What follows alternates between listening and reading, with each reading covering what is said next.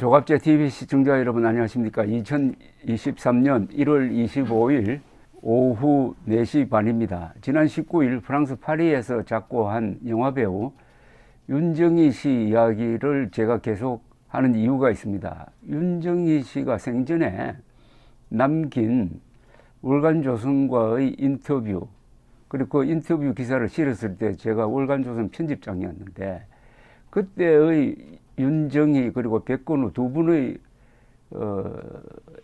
애타는 모습이 생생합니다. 1999년에 김대중 정부가 들어섰을 때 두 분이 저를 찾아왔습니다.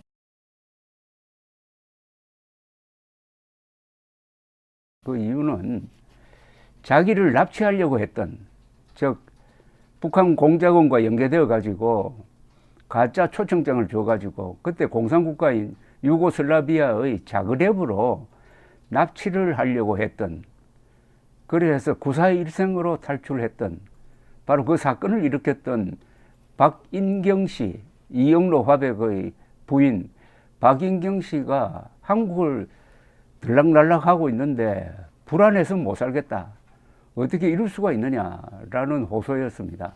그 뒤에 월간조선이 그 사건을 아주 종합적으로 끈질기게 몇 년에 걸쳐서 취재를 해서 그 사건의 전체 모습을 드러냈습니다. 핵심은 박인경 씨가 북한 공작원들과 짜고 가짜 초청장을 주어가지고 1977년 7월 말 일단 스위스로 유인했다가 스위스에서 또 다른 이유를 갖다 붙여가지고 한국인은 절대로 들어갈 수 없는 유고슬라비아의 자그레브로까지 유인했고, 자그레브에서 택시를 타고 한적한 곳에 있는 별장 앞에 당도하는 데까지는 성공을 했는데, 백건우 씨가 아무래도 이게 미심쩍다 해가지고 택시를 돌아가지 않고 대기시켜 놓고 그 집에 들어갔다가 북한 공작원을 만나서 금방 달아나서 택시를 다시 타고 자그레브에 있는 미국 영사관에 가서 나는 미국 영주권을 갖고 있다, 나를 보호해달라 해가지고 살아난 사건입니다. 이 일련의 과정에서 핵심적인 인물이 박인경입니다. 이 박인경이라는 여자가 지금 90대에 살아있는데 놀라지 마십시오. 우리 정부에서 돈을 대서 지어준 이응로, 대전에 있는 이응로 미술관의 명예관장으로 되어 있습니다. 이응로 부인. 그리고 가끔 언론을 검색하면은 아주 식사 대접을 합니다. 식사 대접을 해요. 정부 고관이 저기 파리로 가면은 박인경의 아뜰리에를 찾아가서 뭘 도와줄 거 없느냐 하는 식으로 묻고 하는, 이런 걸 지켜보면서 같은 파리에서 살았을 윤정희, 백건우 두 분이 얼마나 불안했겠느냐 하는 생각을 하면서 여러 가지 기사를 지금 써서 동영상으로 올리고 있습니다. 그 궁금하신 내용이 있으면은 조갑제닷컴으로 들어오면은 많은 기사가 있으니까 한번 일독을 권합니다. 이번에 또 하나 소개해 드릴 만한 게 있습니다. 자, 이응로 박인경 부부입니다. 부부. 근데 사람들은 유명한 화가다 하면은 그때부터 한국 사람들의 판단 기준이 흐려집니다. 화가니까, 음악가니까, 작곡가니까 그 사람이 간첩을 했던 뭐 공작원을 했던 그거 다 덮어주자 이렇게 됩니다. 그런 생각이 만연한데 거기에 바로 북한 공작이 들어가는 거죠. 바로 유명한 작곡가 윤희상이죠. 윤희상 씨가 북한 공작원 아닙니까? 유럽의 북한 공작원입니다. 공작원. 그런데 또 다른 얼굴은 작곡가죠. 작곡가 얼굴만 기억하고 공작원 윤희상은 기억도 하지 않습니다. 똑같은 경우가 이영로의 경우인데, 자, 근데 이영로, 박인경 두 사람은 1960년대에 동백림 간첩단 사건에 또 연루되어 가지고 국내로 압송되어서 이 유죄 선고를 받았던 사람입니다. 그러니까 그 한 10년 뒤에 또 북한의 지령을 받고, 북한의 지령을 받지 않으면 그런 행동을 할 수 없겠죠. 이 부분은 제 추측입니다. 북한의 지령을 받고 한국에서 가장 유명한 여자 배우 그리고 세계적 피아니스트를 납치해가지고 김일성, 김정일 앞에 데리고 가려고 했던 이 박인경이가 지금 한국 공무원들로부터 칙사 대접을 받으면 되겠습니까? 대한민국 미쳤다는 이야기 아닙니까? 자, 또 다른 자료를 하나 소개해 드리겠습니다. 자료가 많아요. 이 공군 작전사령관을 지내신 윤응열 장군은 작년에 90대에 돌아가셨는데 이분은 한국 공군을 만드는데 아주 큰 역할을 한 분입니다. 이분이 일제시대 때 가미카제 특공대 조종사로 선발이 되었다가 전쟁이 끝나는 바람에 겨우 살아남은 분입니다. 6.25 때는 참전해가지고 북한 지역을 폭격한 공이 많은 분이고 공군에서 가장 핵심적인 자리인 공군 작전사령관을 지낸 분입니다. 이분이 2010년 11월에 자서전을 썼는데 상처투성이의 영광이라는 자서전입니다. 여기에 이런 기록이 있습니다. 1960년대에 동백림 사건 수사를 정보부에서 했습니다. 그때 좀 무리도 했어요.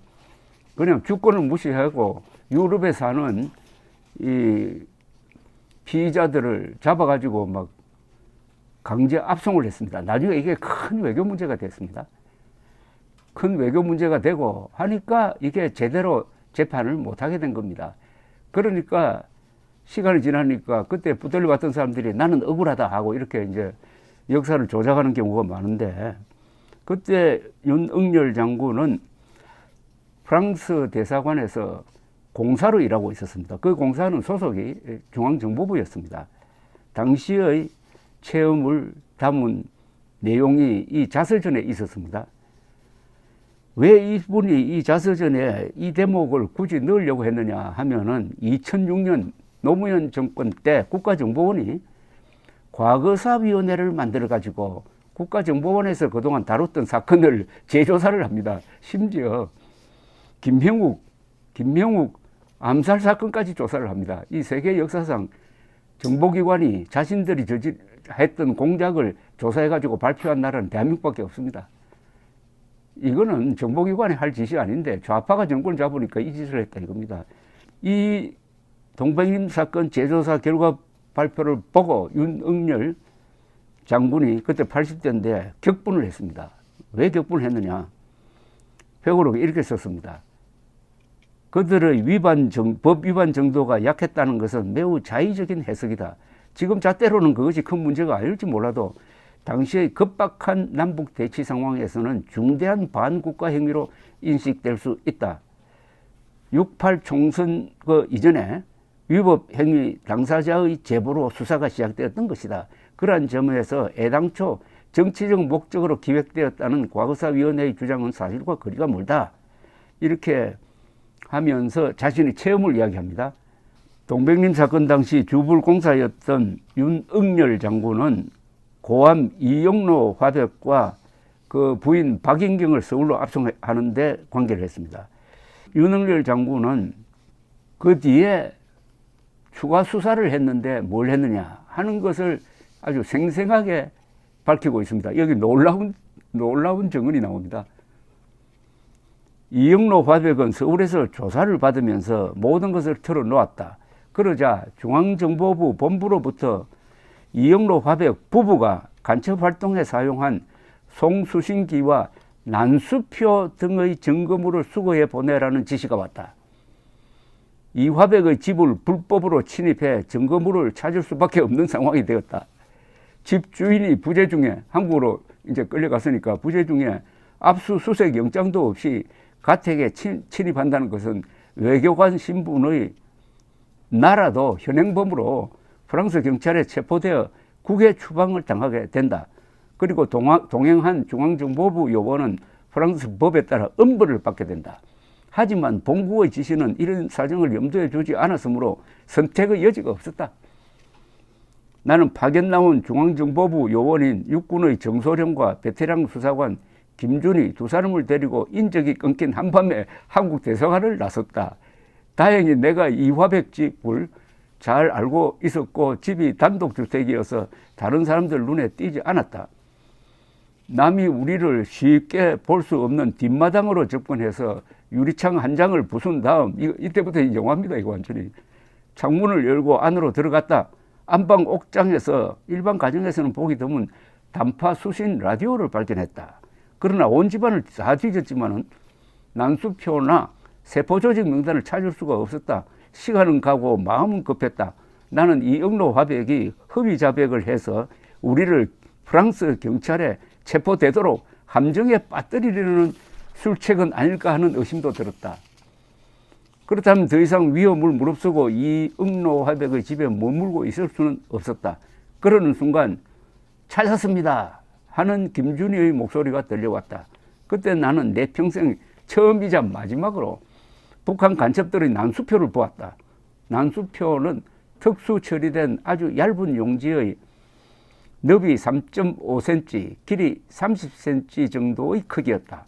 그것은 직경이 담배보다 약간 가늘게 둘둘 말려 프랑스 고루와 담배갑 안에 담배와 같이 숨겨져 있었다. 나는 이응로 화백 부부가 담배를 피우지 않는다는 사실을 미처 생각하지 못했는데 역시 베테랑 수사관 김준희는 달랐다. 난수표에는 확대경으로 읽어야 할 정도의 작은 활자로 4단위 숫자가 가득 인쇄되어 있었다. 난수표를 찾자 이제는 더 중요한 세포 조직 명단을 찾아야 한다는 욕심이 생겼다. 그쯤 되니 위험을 걱정했던 마음도 사라졌다. 온 방안을 뒤지기 시작했다. 그때 거실에 프랑스어 주간 잡지 파리마치가 1m 높이 정도의 두 줄로 쌓여 있는 것이 눈에 들어왔다. 뭔가 이상했다. 이응로 화백 부부는 프랑스어를 하지 못했을 뿐만 아니라 그것을 살 경제적 여유도 별로 없었다. 그런데도 프랑스어 잡지를 구독하고 있었다는 사실이 이상했다.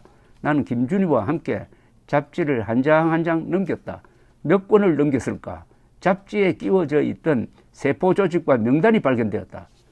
그것은 동베를린의 북한 공작책을 중심으로 이 화백은 물론 윤희상, 박협, 노봉유가 각기 다른 계열에 속하도록 하여 그들의 횡적 연결이 차단되어 있음을 보여주었다. 노출을 대비한 공산당 특수한 조직 행태였던 것이다.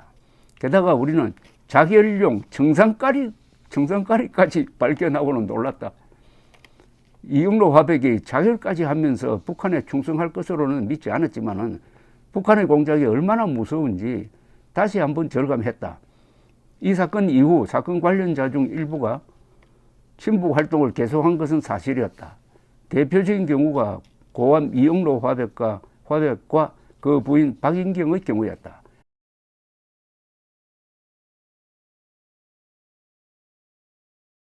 박인경은 본인 자신이 동베를린 사건 연루자로서 징역 3년, 자격정지 3년, 집행유예 5년을 받았고 세계적인 주목을 받았던 백근우, 윤정희 부부 납치 미수 사건의 직접 당사자였다.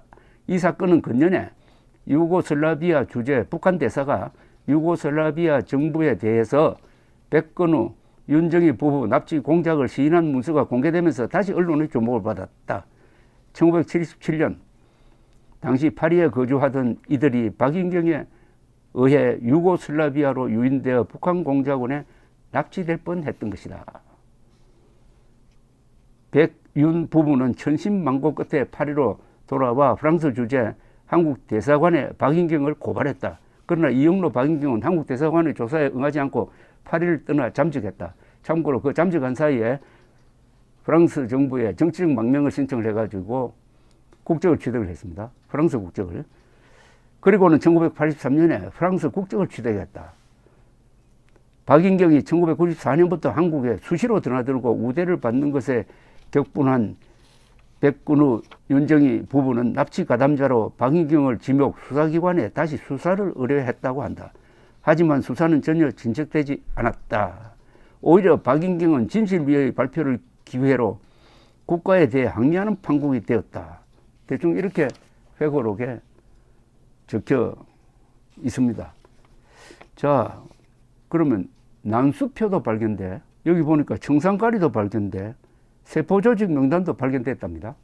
그걸 발견한 사람의 이야기입니다. 이 이상 생생한 고발이 있을 수가 있겠습니까? 더구나 60년대에 혼이 났으면은 그 다음에 북한과 관계를 끊고 조심해야 될 사람이 77년에 그 10년 뒤입니다. 딱 동백림 사건 딱 10년 뒤입니다. 10년 뒤에 다시 윤정이 백근우 씨를 납치해가지고 북한으로 데려가는 공작의 유인책 역할을 했다. 그런데 지금은 이용로 화백은 존경을 받고 있고 이분은 사망을 했습니다. 박인경은 살아서 저렇게 파리에서 살고 있으면서 가끔 한국에 나와서는 칙사 대접을 받고 있다. 언론으로부터 그리고 이 관리들로부터. 그걸 지켜보던 윤정희 씨는 이제 별세했다. 물론 또 한 분의 결정적 증언자가 있는 거죠. 백건우 씨.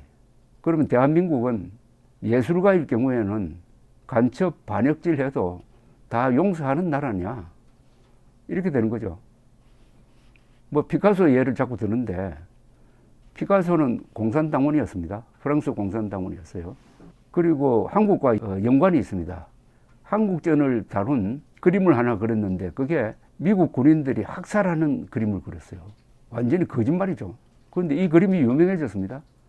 이 그림이 게르니카처럼 전쟁의 참상을 고발하는 것이다 해가지고 유명해졌는데 작년인지 재작년인지 문재인 정부 때 이게 한국에 와서 전시까지 됐습니다. 그런데 아무도 어떤 언론도 또 국방부도 이럴 수가 없다 해가지고 비판을 하지 않았습니다. 피카소가 1950년대에 미국으로 들어가려고 했더니 미국 FBI가 입국을 막았습니다. 뉴욕에 그 유명한 게르니카 그림이 프랑코의 독재를 피해서 뉴욕에 보관되어 있었습니다. 그러나 그거는 예술품이고 예술품은 뭐 국경을 넘어서 왔다 갔다 할 수 있지만은 공산당 편에 서가지고 미군 학살이라는 선동을 한 화가는 입국시킬 수 없다 하고 막아버렸습니다. 그런 미국과 이 영혼이 빠진 대한민국의 차이를 말씀드리는 겁니다. 감사합니다.